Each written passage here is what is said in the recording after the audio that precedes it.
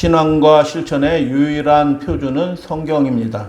모든 그리스도인들은 이것에 동의하고 부인할 사람이 아무도 없는 것이죠. 우리의 믿음과 신조의 유일한 표준이 성경이고 우리의 행함과 실천의 유일한 표준이 내가 올바로 살고 있나 스스로 점검하고 올바른 길을 향하여서 다시 길을 수정하고 나아가야 될 그 유일한 표준을 말하는 것이 성경이다라는 것에 대해서 오늘 살펴보도록 하겠습니다. 여러분, 성경이, 저도 이 성경 가지고 있어요. The Five Gospel이라는 이 성경을 가지고 있는데, 이 성경을 보면 중간에 4가지 색깔로 칠해져 있어요. 복음서가 4가지 색깔로. 신기하죠? 어떤 것들은 성경이 2가지 색깔로 칠해져 있잖아요. 예수님의 말씀과 하나님의 말씀과 그렇지 않은 것을 구분하기 위해서. 2가지 색깔로 칠해져 있는 것은 나름대로 이해가 돼요. 그런데 4가지 색깔로 칠해진 복음서가 있어요. 그리고 4복음도 아니고 5복음서라고 얘기해요.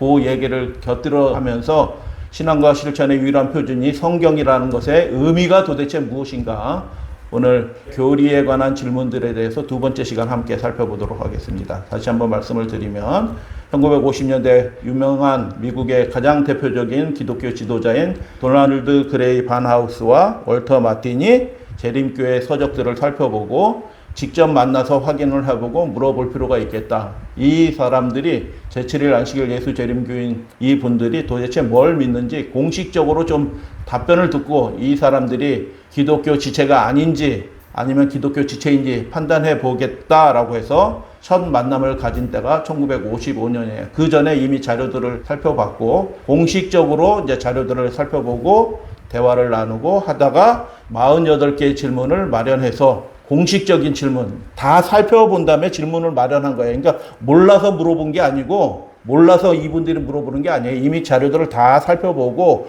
48가지 질문을 뽑아서 공식적인 답변을 어떤 누가 얘기했더라 소문에 뭐 이분들은 이런 거 믿더라 가르친다라고 하는 그런 얘기 말고 이 교단의 이 분들의 공식적인 답변이 무엇인지 듣기 위하여 48개의 질문을 딱 뽑았어요. 그래서 그것들에 대해서 지난 시간에 첫 번째 질문을 살펴봤고요. 오늘은 2번째 질문인데요.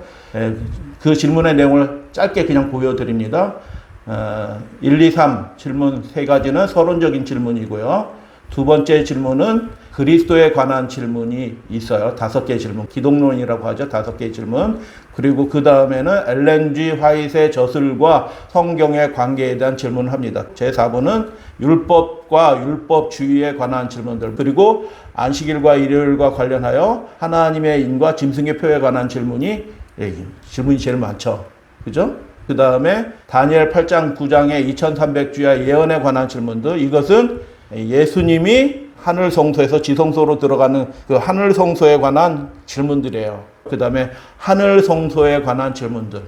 예수님이 지금 뭘 하고 있는지 확실한 말씀을 통하여 알고 바라보고 그분을 따라 이렇게 가는 것이 믿음의 생활이에요. 그리고 8부에는 천년기에 관한 질문들이 주어져요. 영혼 불멸에 관한 질문이 주어졌고요. 그 다음에 기타 다른 질문들 이렇게 4가지로 해서 질문이 마칩니다. 그래서 오늘은 2번째 질문으로 살펴보도록 하겠는데요. 2번째 질문이 무엇이냐? 질문 그대로 읽어드립니다. 성경이 영감이라는 점에서 성경이 참으로 하나님의 말씀이라고 가르치는 제7일 안식일 예수 재림교회는 신앙과 실천에 유일하게 성경을 신앙과 실천에 유일하게 무오한 표준이라고 여기는가라고 질문을 했습니다. 일반적으로 생각할 때 어떤 교회가 신앙과 실천의 유일한 표준으로 무오한 틀림이 없는 그런 표준으로 여기지 않는 교회가 어디 있겠어요? 다 그렇게 여기겠죠. 그런데 이 기본적인 질문을 하는 거예요.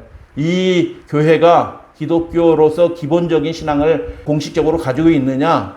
성경 말고 또 다른 거 있으면 어떻게 해요? 그거는 좀 이상한 교회거든요. 예를 들어서 어떤 교회들이 있어요? 가톨릭 교회는 성경보다 교황의 말이 더 편해요. 더 높아요. 성경을 폐할 수 있는 권한도 있다라고 교황이 스스로 선언하잖아요. 굉장히 성경에서 하나님의 말씀에서 벗어난 교회예요. 그래서 참된 그리스도인의 지체라고 여기지 않는, 교리적으로 볼 때 여기지 않는 사람들이 많이 있어요. 가톨릭에 대해서. 그래서 사람의 말이 아니라 하나님의 말씀인 이 성경이 신앙과 실천에 유일하게 무오한 표준으로 그렇게 신앙을 고백하느냐라고 월터 마틴 박사와 바나우스 박사가 논의해서 두 번째 질문을 딱 했습니다. 그것에 대해서 답변한 것에 대해서 살펴보겠습니다. 제7일 안식일 예수 재림 교회는 모든 성경이 즉 창세기에서부터 요한계시록까지 구약과 신약 성경 모두가 하나님의 감동으로 된 것이며 그리고 살아있고 항상 있는 진리인 하나님의 참된 말씀으로 이루어져 있다는 것을 믿는다. 어떤 교회에서는 구약을 홀대해요. 구약이 중요하지 않다라고 얘기해. 다 이루어졌으니까 신약만 봐도 된다라고 그렇게 가르치는 신학교는 사실 없는데 이제 아주 단기 속성 싸구려 신학을 가르치는 분들은 그렇게 가르치는 분들이 있어요. 참 슬픈 일입니다. 그래서 그렇지만 살아있고 항상 있는 진리는 하나님, 항상 살아있는 분은 누구예요? 하나님이셔요. 하나님의 참된 말씀으로 이루어져 있다는 것을 믿는다. 우리는 성경을 진리에 대한 궁극적이고 최종적인 권위로 인정한다. 사람의 말보다 무엇이 더 우선하다고요? 아무리 위대한 사람이라 할지라도 신앙인이라 할지라도 그 사람의 말보다 그 사람의 말도 이 성경의 권위에 비춰서 검증받아야 된다라는 것입니다. 그래서 이 성경은 성령의 감동하심을 입어 말하고 기록한 선지자들의 사역을 통하여 우리에게 전해졌다. 사도들은 천지를 지으신 하나님께서 다윗과 옛 선지자들의 입을 통하여 말씀하셨다라고 선언하였다.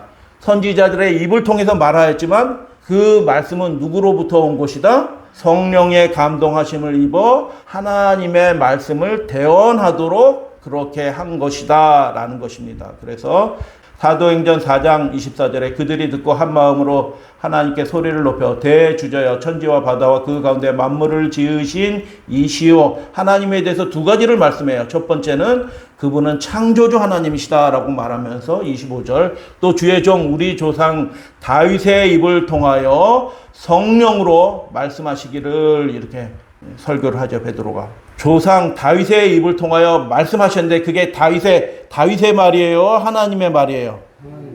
하나님의 말씀이다라는 것입니다. 마태복음 1장 이 모든 일이 된 것은 주께서 하나님께서 선지자로 하신 말씀을 이루려 하심이다라고 그렇게 기록이 됐어요. 예수님의 탄생과 관련하여 이루어지는 그 모든 일들을 예언하셨다. 미리 예언하셨다. 근데 그것을 어떻게 해요? 선지자를 통하여, 선지자로라는 말이 무슨 뜻이에요? 선지자를 통하여 말씀하셨다라는 거예요. 누가 말씀하셨다? 하나님이 말씀하셨다. 선지자의 입을 통하여 하나님이 말씀하신 거예요. 어떻게 할 때? 성령의 감동함을 받을 때. 베드로만 그렇게 하는 것이 아니라 마지막 시대에도 성령을 통하여 그때그때 필요한 말씀이 그 한 개인을 위해서도 그 말씀이 그 연약한 사람의 입을 통하여 나갈 수 있다라는 것을 믿으시고 그렇게 나의 입술로를 통하여서도 하나님의 말씀이 이렇게 나갈 수 있도록 늘 기도하면서 준비하면서 살아가는 저와 여러분들 되시기를 주님의 이름으로 축복합니다. 사도행전 28장 그래서 성령이 선지자 이사야를 통하여 너희 조상들에게 말씀하신 것이 정말 맞구나라고 얘기하면서 너희들이 듣기는 들어도 깨닫지 못하고 하나님의 나라를 대적하고 예수를 못 박아 죽였지라고 바울이 설교하는 그런 장면이에요. 그래서 성령이 하나님이 선지자를 통하여 이사야를 통하여 말씀하신 것들이 그냥 허지로 흩어진 게 아니라 지금 이루어지고 있다라고 그렇게 말하는 것이에요. 히브리서 1장 1절 함께 봉독합니다. 옛적에 시작. 옛적에 선지자를 통하여 여러 부분과 여러 모양으로 우리 조상들에게 말씀하신 하나님이라고 히브리서 그 믿음에 관한 이야기들을 이렇게 시작을 하는 거예요. 여러 부분과 여러 모양으로 옛적 선지자들을 통하여 말씀하시는 분이다. 이건 제가 고른 성경절이 아니에요. 잘 기억하셔야 돼요. 공식적으로 답변한 성경에 하나님의 말씀한 구절들이 얼마나 많이 있어요. 그러나 그 수많은 구절 중에서 공식적으로 답변하기 위해서 뽑은 성경절이에요. 아실 필요가 있을까요? 아셔야 돼요. 기록해 놓으시고 또 들으시면서 하나님의 말씀이 이런 거다라는 것을 증거하게 될 때 공식적인 각자 이렇게 성경 말씀을 가리키는 다양한 분들이 계시지만 공식적인 가르침에 그냥 나온 답변이 아니고 아주 심사숙고해서 정말 에센스 중요한 것만 딱 말씀한 거예요. 답변도 길지도 않아요. 그러니까 이 성경절들은 핵심 중에 핵심적인 성경절이에요. 우리가 반드시 알고, 다 암송하지는 못할지라도 알고 있어야 되는 성경절이다라는 생각을 가지시고 읽어주시면 좋겠어요. 여러 부분과 여러 모양으로 우리 조상들에게 선지자를 통하여 말씀하셨다. 다윗의 글이 그냥 다윗이 문학적인 감성이 풍부하여, 음악적인 감성이 풍부하여 다윗이 그냥 기록한 것이 아니라 하나님께서 다윗의 글을 통하여 예언하셨다라고 그렇게 말씀하는 거예요. 다시 본문으로 돌아와서, 그리고 하나님께서 택하신 이 사자들이 기별자들이란 뜻이에요. 메신저. 이 사자들은 그들을 통해 주어진 것이 바로 하나님의 말씀이라고 선언하였다라는 것입니다. 중요한 두 번째 논지가 뭐냐 하면, 하나님의 영이 감동함을 받아서 선지자의 입을 통하여 말씀하셨는데, 그러면 선지자들은 말하면서 내 말 잘 들어 이렇게 얘기하면서 내가 성경 말씀 가르치는 거야 라고 그렇게 가르치지 않았다는 거예요. 뭐라고 가르쳤다고요? 지금 자기가 말하고 있는데 이 말은 하나님의 말씀이야 라고 하면서 가르쳤다는 거예요. 그때 그 말씀을 받는 사람들이 네가 뭔데? 이렇게 하면 어떻게 해요? 누구를 대적하는 거예요? 하나님을 대적하는 거예요. 근데 인간의 입을 통해서 나오는 말씀이지만 그 말씀이 하나님의 말씀으로 받아들이면 그 사람은 누구를 받아들이는 거예요? 하나님을 영접하는 거예요. 그래서 여러분, 우리가 예배 드릴 때, 말씀을 들을 때, 아, 목사님 연구 잘했네 이렇게 들으시면 안 돼요. 우리 목사님 설교 잘해 이렇게 들으시면 안 되는 거예요. 그 순간도 그 어떤 한 사람을 위하여 하나님께서 그 연약한 목회자를 감동시켜서 말씀하실 수 있거든요. 그러니까 하나님의 말씀으로 받는 그런 겸비한 마음으로 말씀을 들어주시면 감사하겠습니다. 어떻게 해요? 이 말이 하나님의 말씀이다라고 직접적으로 선언하였다라고 하면서 이사야, 예레미야 이런 말씀을 인용을 했어요. 함께 잠깐 살펴보겠습니다. 이사야 43장, 야곱아 너를 창조하신 여호와께서 지금 말씀하시니라. 이것을 기록하는 선지자는 아예 빠져 있어요. 하나님이 직접 말씀하시는 것으로 그렇게 기록을 하는 거예요.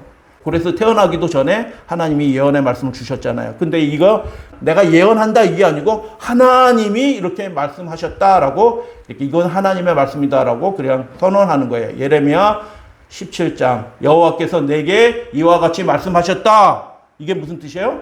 이건 내가 생각해낸 말이 아니라, 성경 말씀은 내가 연구해서 뭐 이렇게 하는 말이 아니라 이건 하나님의 말씀이야 라고, 내가 직접 들었어 라고 얘기하는 거예요. 여러분, 내가 직접 들었어 하면 가능성이 두 가지밖에 없어요. 실질적인 가능성은 안 들었는데 들은 척 한 거거나 아니면 실제로 들었거나, 둘 중에 하나밖에 없는 거예요. 근데 이 사람의 생애를 보니까 어떻게 해요? 안 듣고 이렇게 말할 수가 없는 상황이에요. 여러분, 성경은 그런 겁니다. 그 예언을 하면서 갇혀서 하나님의 마음으로 그 백성들과 예루살렘을 향해서 우는 거잖아요.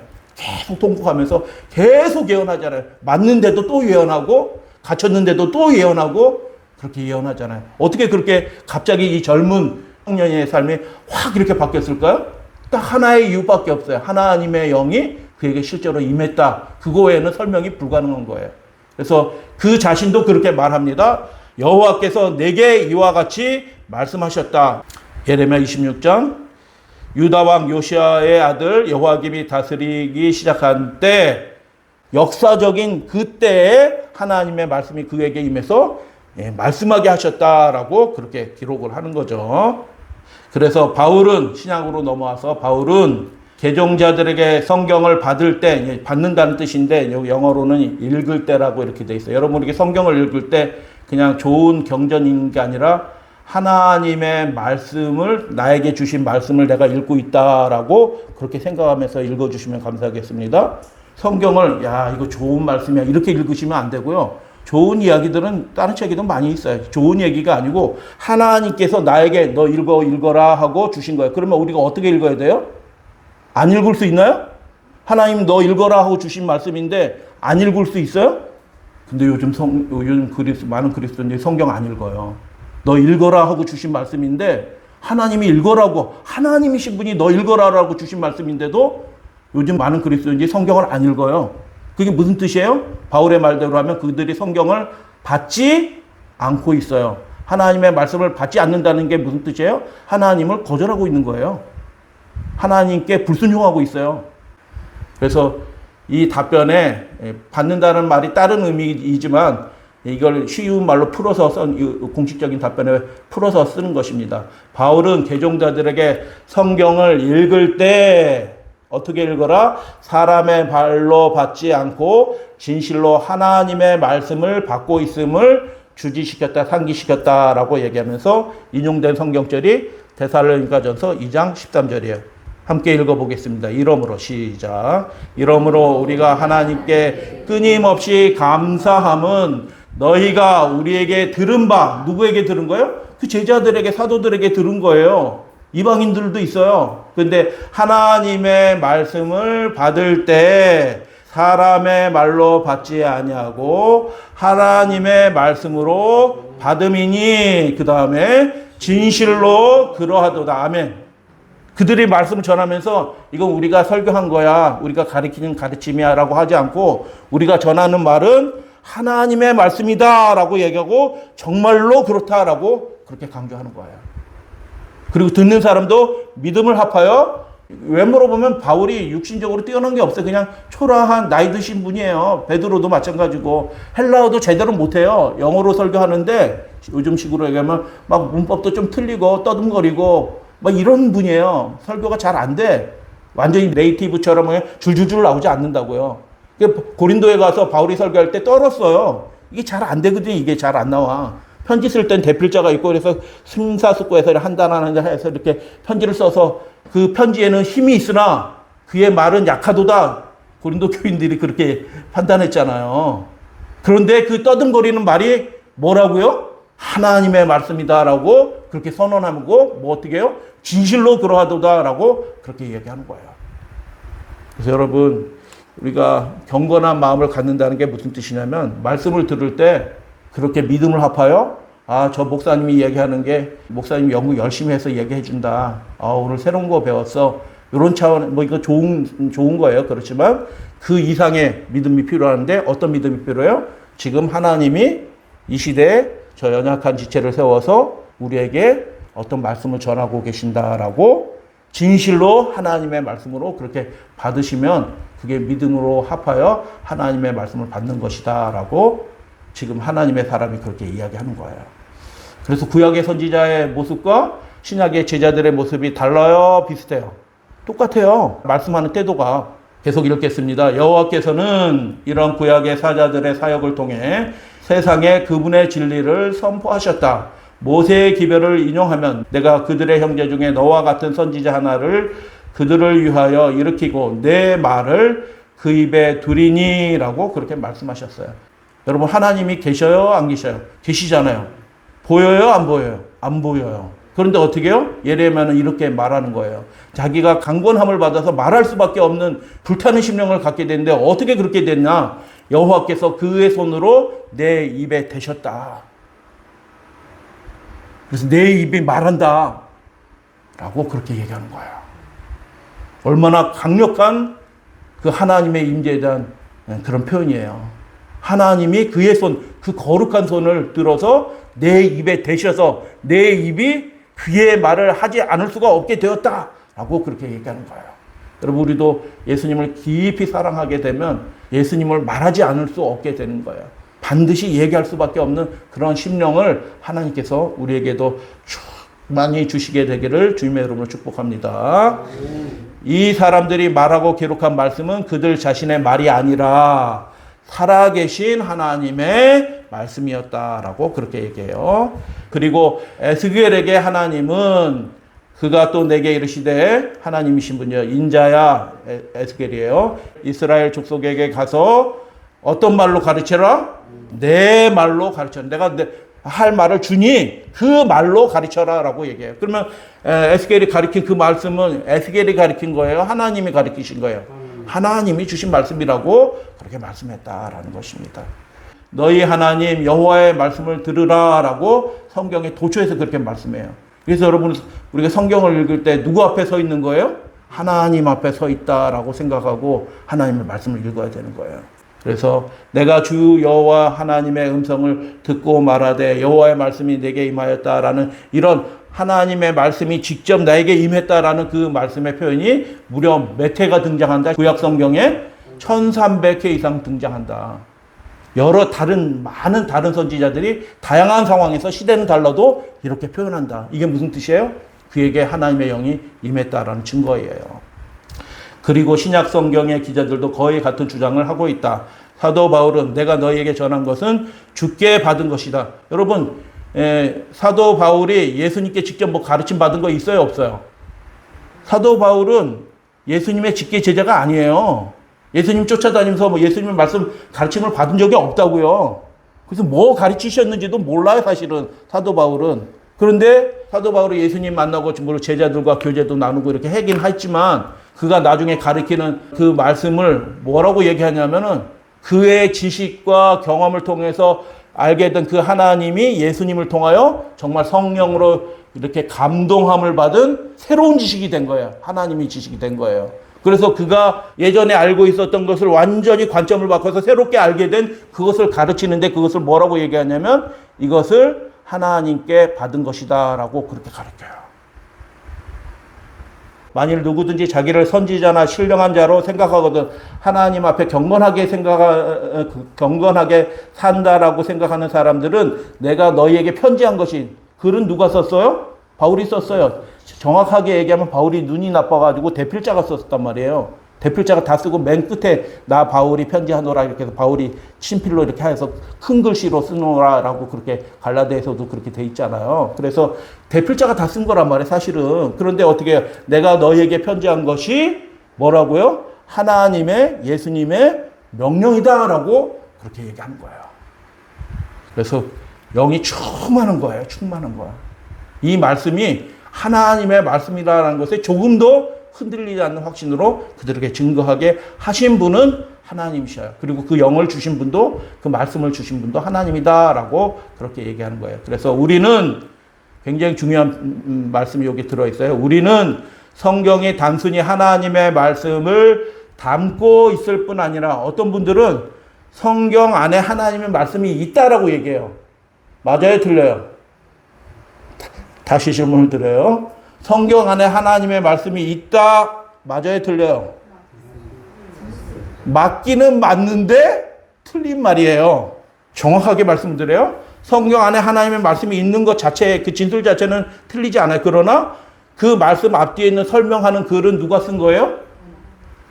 하나님의 사람들, 선지자들이나 사도들이 쓴 거란 말이야. 그 앞뒤 말은. 근데 그 앞뒤 말은 그럼 인간의 말이에요? 똑바로 대답하셔야 돼요. 아까 사도 바울이나 베드로나 그 에스겔이나 예레미야나 이사야나 그 자기가 기록한 것들이 어떻게 해요? 이거는 내 글이고 요거는 하나님의 말씀이야. 이렇게 얘기해요? 아니요. 성경은 그렇게 가르치지 않습니다. 모든 성경이 하나님의 말씀이다라고 그렇게 증거한 바울의 증언을 여러분 그게 우리의 신앙 고백이다라는 것을 기억하셔야 돼요. 근데 오늘날 많은 어떤 교회들은 요거는 하나님의 말씀이다라고 자꾸 구분하기 시작하고 네 가지 색깔로 칠해진 복음서가 있어요. 복음서를 만들어서 출간을 했어요. 잠깐 보여드립니다. The Five Gospel. 이 책이 좋아요. 저도 가지고 있다니까요. 영어로 되어 있지만 굉장히 정리가 잘 돼 있어서 저는 이걸 관주 대신 찾아보는 때가 굉장히 많이 있어요. 정리가 아주 잘 돼 있어요. 좋은 책이에요. 그런데 결정적으로 문제가 있는데 미국의 유명한 세계적인 학자들이, 성경 연구 학자들이 결성한 세미나 모임이 있는데 예수 세미나라는 그 모임에서 주도적인 학자들이 이게 예수님이 하신 말씀인가 아니면 제자들이 나중에 붙인 말인가 그런 걸 아주 면밀하게 말투나 어법이나 이런 것들을 조사하면서 구분하기 시작했어요. 구분하는 게 나쁠까요? 나쁘지 않아요. 그거 자체가 뭐 나쁘지 않아요. 예수님이 이렇게 말씀하셨는데 나중에 기록하는 누가가 그 말씀을 개인적으로 요런 뜻이다라고 설명하고 붙이는 것들이 있을 수 있거든요. 그래가지고 아주 세밀하게 구분했는데 네 가지로 구분한 거예요. 어떻게 구분했어요? 투표해서 구분했어요. 좀 이렇게 찬반 좀 갈려지면 예수님의 말씀의 가능성이 좀 있고 많이 부결표가 많이 나오면 이거 예수님의 말씀이 아닐 가능성이 많어. 전부 다 아니라고 투표를 하면 어떻게? 이건 예수님 말씀 아니야. 이렇게 해서 색깔을 칠하는 거예요. 여러분 잘 아셔야 돼요. 오늘날 성경 연구의 주류가 이거예요. 예수님의 말씀 구분해가지고 따로 떼어내가지고 이렇게 이해하는 방식이 요즘 성경 연구의 주류가 되었다고요. 그래서 한 예를 들려드립니다. 마태복음 6장에 있는 바로 그 내용이에요. 예수님이 직접 하신 말씀이에요. 말씀에 관한 건데 색깔이 몇 가지로 보이시죠? 검은색도 있고 빨간색도 있고. 다시 말씀을 드려요. 빨간색은 예수님의 말씀, 분홍색은 아마도 예수님의 말씀, 회색은 예수님 말씀이 아닐 가능성이 많고, 검정색은 예수님의 말씀이 아니야 라고 그들이 투표해서 결정을 낸 거예요. 그 중에 예수님이 말씀하신 주기도문이에요. 마태복음 6장의 주기도문 보시면 이렇게 돼 있어요.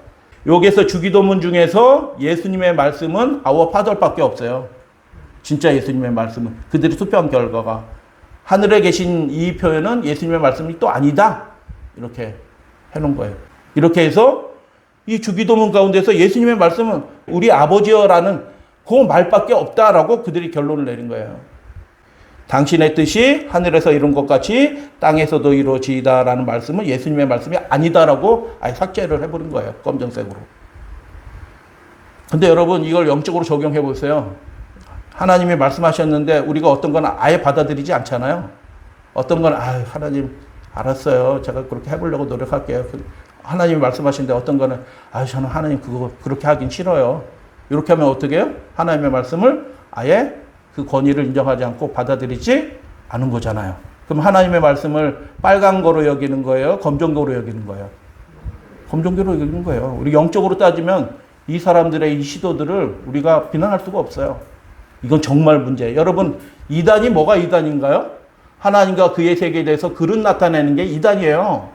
다시 말씀을 드려요. 뭐가 이단이에요? 하나님의 참된 말씀에서 떠나서 하나님을 그릇 나타내고 그분의 권위를 훼손시키는 것은 다 이단이에요. 그래서 예수님을 피조물처럼 얘기하는 게 어떻게 해요? 그분의 신성에 대해서 훼손하는 거니까 이단이라.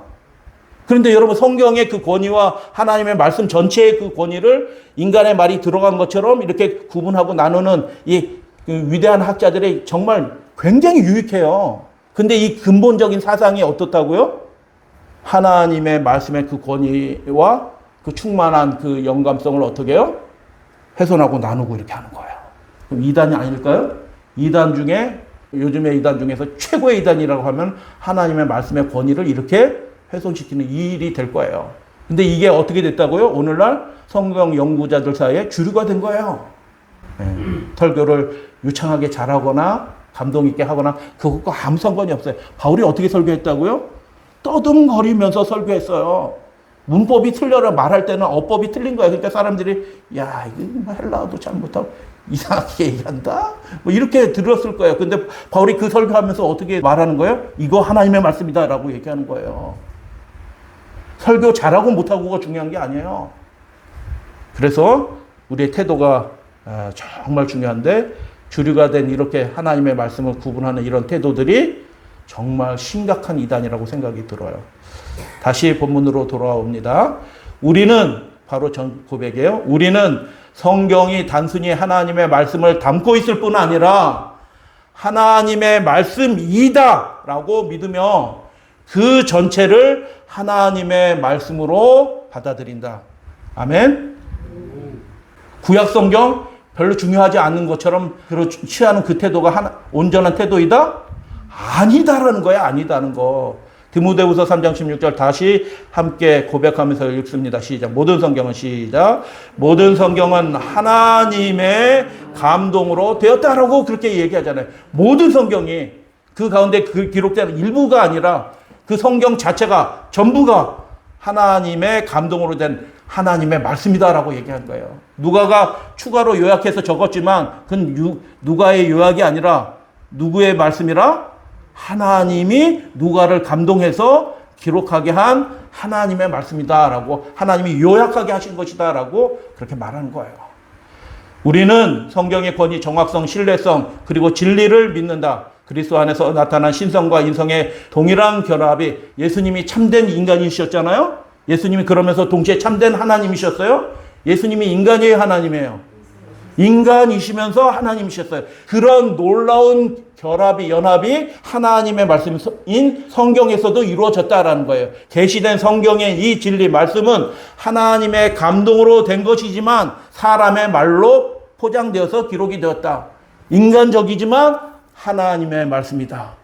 하나님의 말씀이지만 인간의 말로 표현이 됐다. 사상을 연금한 게 아니라 사상 연감설이 아니에요. 그 사람을 영감, 감동시켜서 말씀하게 한 것이다 라고 이야기하는 거예요. 그 사람의 어투가 그대로 나와 있지만, 그 사람의 표현 방식이 그대로 있지만, 그 표현 방식이나 말투 이 방식들이 중요한 게 아니고 그것에 담겨져 있는 하나님의 메시지가 중요하다. 하나님의 말씀이다 라고 그렇게 말하는 것입니다. 그래서 우리는 이것을 믿어요. 성경의 일부가 하나님의 말씀이 아니라 인간의 말로 비록 기록되었지만 그 전부가 하나님의 말씀이다. 왜냐? 하나님이 그 사람을 감동시켜서 영감을 주셔서 말씀하신 것이기 때문에 그 입을 뗀 그 첫 말씀부터 마지막 말씀까지 그 전체가 다 하나님의 말씀이다라고 바울 자신이 그렇게 얘기한 거예요. 디모데후서 누가 기록했어요? 바울이 기록했잖아요. 바울의 성경관이 그거예요. 성경 말씀 전체가, 일부가 아니고 전체가 하나님의 말씀이다라고 이야기하잖아요. 근데 오늘날 많은 사람들은 어떻게? 구약은 뭐 별로 안 중요하고 신약만 읽으면 충분한 것처럼 얘기하고 또 그 성경 말씀 중에서 어떤 것은 예수님의 말씀, 어떤 것은 인간이 요약해서 기록한 거. 구약 성경에서도 있어요. 모세가 죽었는데 모세가 죽은 다음에 기록된 모세 글이 있어요. 후대 사람이 기록한 거라. 중간중간에 후대 사람이 기록한 것들이 들어가 있어요. 출애굽기에도. 그러면 그거는 성경이 아니고 후대 제사장들이 기록한 그런 글인가요? 아니에요. 누가 기록했는지 몰라요. 그렇지만 그 감동함을 줘서 그 기록을 그 안에 집어넣도록 하신 분이 누구셔요? 하나님이셔요. 그래서 제7회 안식일 예수재림교회는 성경이 그리고 성경만이 그리스도의 신앙과 실천의 유일한 규범이라는 개신교의 입장을 고수한다. 개신교는 그런 입장을 고수하는 사람들이에요. 우리는 모든 신학적인 신조들과 교리들은 살아있는 이 말씀에 의하여 측정되고 이 진리에 의하여 판단되어야 하며 이 시험을 통과할 수 없거나 그 기별들과 일치하지 않는 것으로 밝혀진 것은 무엇이든지 영원불멸에 대해서 2000년을 가르쳐 왔더라도 그것이 하나님의 말씀에 맞지 않냐면 그것은 폐기되어야 되는 것입니다. 로마 가톨릭이 일요일 예배를 도입해서 그 일요일 예배를 가르쳤지만 그게 하나님의 말씀이 아니면 어떻게 해요? 그 예배는 철회되어야 되는 것입니다. 그게 우리 신앙과 실천의 유일한 규범으로서 성경을 고백하는 그 믿음의 모습이에요. 안 맞으면 바꿔야 되는 거예요. 그게 종교개혁자들의 그 믿음이었다라는 것이에요. 무엇이든지 그게 좋은 전통이었고 이렇게 믿었는데 그게 아니네 하면 어떻게 해요? 그 즉시로 바꿔야 되는 거예요, 사실은. 그런데 우리 목사님이 우리 교단은 이렇게 하면 어떻게 해요? 그들이 사람에게 매여 있는 거예요. 구원은 누가 주시나요? 하나님이 주셔요. 사람에게 매여 있으면 안 되는 거예요. 자, 정리합니다. 요약. 성경이 신앙과 실천에 있어서 무한 규범인 이유가 무엇이냐? 모든 성경이 하나님의 감동으로 되었기 때문이다. 하나님은 성령의 감동하심을 통해 사람들로 하여금 대언하도록 하셨기 때문이다. 말씀을 전하는 그 사람들도 이 말씀이 하나님의 말씀이다라고 하면서 증언하였다. 신약 성경의 기자들도 역시 동일하였다라고 얘기하는 것입니다. 그래서 성경만이 우리들의 신앙의 유일한 규범이므로 모든 교리와 신조의 판단 기준은 성경만이 유일한 것이다. 어떤 유명한 지도자의 말이 중요한 게 아니라 칼빈이나 웨슬레의 말이 중요한 게 아니라 성경만이 판단 기준이다라고 그렇게 얘기하는 것입니다. 정리하는 말씀으로 엘렌 G 화이트의 글 3가지를 인용을 해요. 마지막 글이에요, 이게. 그래서 엘렌 G 화이트 글이 인용하기 부담스럽고 그런 게 아니에요. 공식적인 답변에 뭐가 들어있어요? 맨 마지막에. 앞에는 다 성경적인 증언을 다 했잖아요. 여러분 다시 이거 동영상으로 올려드릴 테니까 그 성경절을 한번 잘 메모하고 동그라미도 치시고 이렇게 해서 기억을 하시고 맨 마지막 글은 결론의 말로 하나님을 사랑하고 성령의 감동함을 받은 한 사람의 글, 엘렌 G 화이트의 글을 3가지를 이렇게 하는 거예요. 읽어드립니다. 참된 기독교는 그리스도교는 하나님의 말씀을 영감적인 진리의 위대한 보고요. 모든 영감에 대한 시금석으로 받아들인다. 내가 하나님의 감동함을 받았어요. 나 성령 충만해요. 얘기하는데 그게 하나님의 말씀에 맞지 않으면 어떻게 해요? 그건 성령 충만한 게 아니에요. 성령이 말하게 하신 것이 아니라는 거예요. 다시 말씀을 드려요. 하나님의 말씀이 모든 영감에 대한 시금석이다. 그게 성경이 진리고 우리가 믿는 진리예요. 우리는 다 같이 읽겠습니다. 우리는 시작. 우리는 하나님의 말씀을 최고의 권위로 받아들인다. 그렇게 하시게 되길 바랍니다. 하나님이 나에게 직접 개인적으로 읽으라고 써서 주신 편지로 그렇게 읽어주시면 감사하겠어요. 그러므로 오직 성경만을 신앙과 행위의 표준으로 삼았던 위대한 개신교의 원칙으로 우리는 돌아가야 된다라고 그렇게 말하면서 답변이 마칩니다. 하나님의 말씀대로 살아가는 사람이 참된 믿음의 사람이라고 우리는 고백하는 것입니다. 아멘.